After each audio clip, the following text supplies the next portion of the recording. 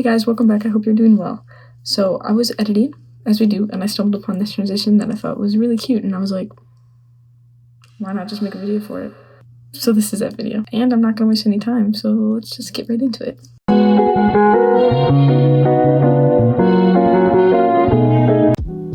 Okay, so first things first, I'm gonna show you guys the actual transition, so here it is. Okay, so once you have both of your photos into your composition and they're both scaled and positioned properly, the first thing you're going to do is you're going to pre-compose them. So just right click and then pre-compose, and then make sure this second dot is highlighted and then this first box. So you do that for both of them. Okay, and the next thing we're going to do is we're going to add a null object layer. So right click, go to new, and then null object. So what a null object layer is whatever's connected to it is going to be what moves your transition. So it's basically going to have control over both of your photos and like whatever's connected to it, because the null object has like priority over it. What I mean by that is you're going to highlight both of your photos and then hover over this swirl right here, the squiggly line thing, click on it, and then just drag it up to your null. So that's going to connect both of them. So you can see under parenting link, it'll say whatever the name of your null is connected to it. So basically your null is in control of both of these photos now. We're gonna position this second photo that's on top all the way to the edge of the composition. So the edge of your first photo. Just gonna get it like exactly there. And now we're just gonna do a slide transition, that Instagram little story slide. So to do that, make sure you have your null layer selected. You're gonna press P on your keyboard, that's gonna open up position, and then make a keyframe, and then move your time indicator down, and you're gonna move the position all the way over the opposite side. So the edge of the second photo is gonna touch the left side of the composition. And then that's gonna create your simple slide transition, and we can extend this out just to make it last a little bit longer. And now we are going to easy easies. So highlight, right click, keyframe assistant, easy ease, or you can do F9 on your keyboard. And then you're gonna go up to the graph editor right here. And then you're gonna have to separate these dimensions. So click on the red line, and then down by this XYZ thing, click that, and it's gonna separate them. You're gonna have to easy ease it again. So click on the red line again, and go to this first little hill right here. That's gonna easy ease for you. So now you can just copy my graph.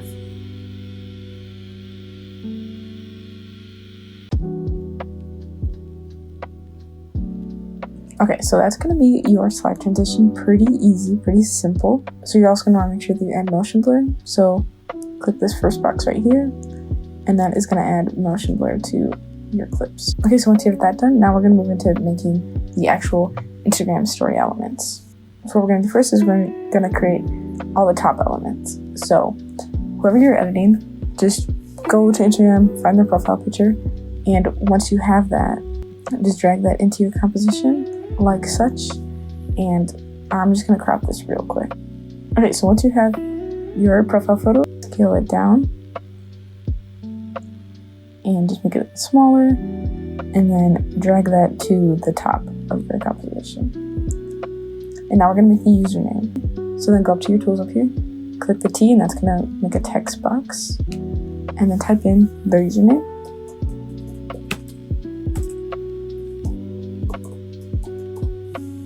Okay, and now the font I use for this is Calibri. You can use any font that you so wish. And then it's just basically a lot of like positioning and making sure everything's aligned. So that's going to be the big focus for this. So we're going to position this with the profile photo. After you have the username, we're going to do a little timestamp. So create another text box right next to the username, and then however long you want this story to be up for. I'm just going to do 1 hour like that, and then change this back to white. And I'm going to make it a little bit smaller. So now we're going to create the 3 dots and then the X on the right hand side.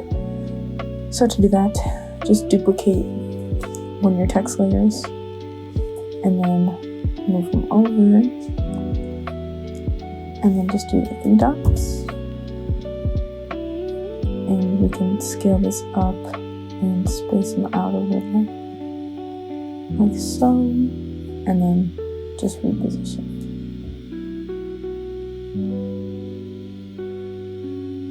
Okay, so now we're going to do the X, so duplicate the 3 dots, and just change it to an X, and we're going to move that right next to the 3 dots. And I'm going to make this a different font.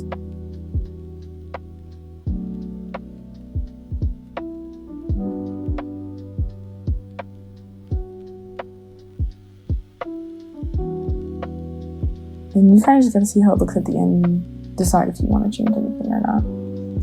But yeah, okay, so now we're at the top half done. On the bottom, we're gonna make the message box and then the DM icon.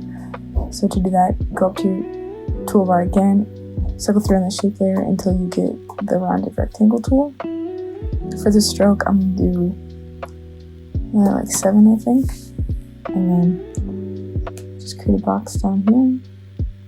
Doesn't have to be too big, and then just position it towards the bottom, and then you're gonna make it a little bit smaller so we have more space. Okay, so after you have that, we're gonna make the little send message. So just duplicate the username again, drag that up, and then drag it down. And then we're just gonna retype send message or whatever you want it to say. And then I'm just gonna change the font again.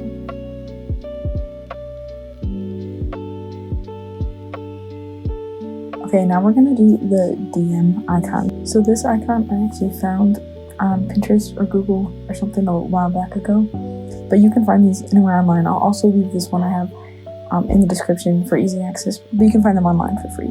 Okay, so to get rid of this, the white background, you're gonna go to your effects and presets panel and search up linear color key. And then drag that to your photo. And then with this eyedropper tool, you're gonna select that and then click the white background, and that's gonna take it out. So you can adjust the softness just to make it a little bit less noticeable. And I'm also going to change the color of this icon. So in the effects and presets again, search up tint this time and drag that to your photo again, and then you can change this to any color you want to. But once you have the desired color you want, just position it towards the bottom. Okay, so another thing I'm going to do just to make the text stand out a little bit more is add drop shadow. So go back to your effects and presets panel again and search up drop shadow, and then you can drag that first to the username and just see how it looks. Probably gonna do like, let's do 30 just to test. And this just makes it stand out a little bit more so the text doesn't blend into the background so much. And then you can just copy that onto all of your different layers. Okay, so once we have that done, it's looking like this. And now we're gonna do the little heart icon. To do that, this is the same thing as the DM icon. You can find this heart PNGs on Pinterest. Pick whatever one you like. And this one I have is just a transparent background.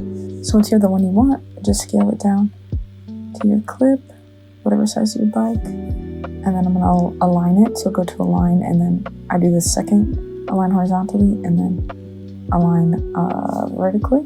Click P on your keyboard again. That's gonna bring up position. Do another keyframe. Drag that down, and then we're just going to move it up a little bit, and then we'll move it like that. Obviously we're going to clean this up and make it a little smoother, so highlight your keyframes, right click, keyframe assistant, easy ease, or F9 on your keyboard, then go to graph editor, and then you could just copy my graph.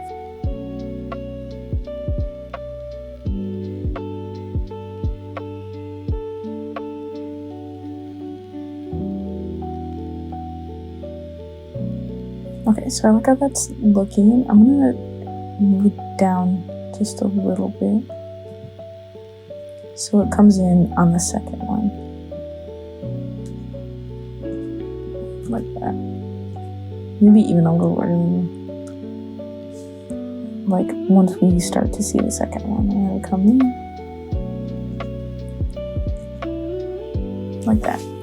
And you can change the tint on the heart if you want to. I think I'm just going to keep it the same pink because I kind of like how it's looking.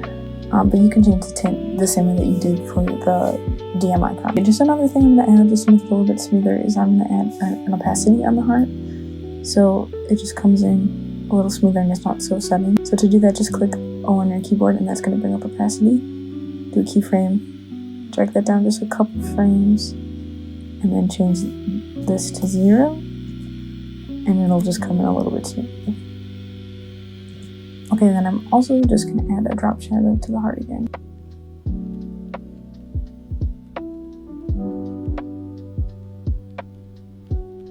Okay, so there we go. That is your completed Instagram story inspired transition. And that's it. Thank you so much again, as always, for watching, and I'll see you again soon.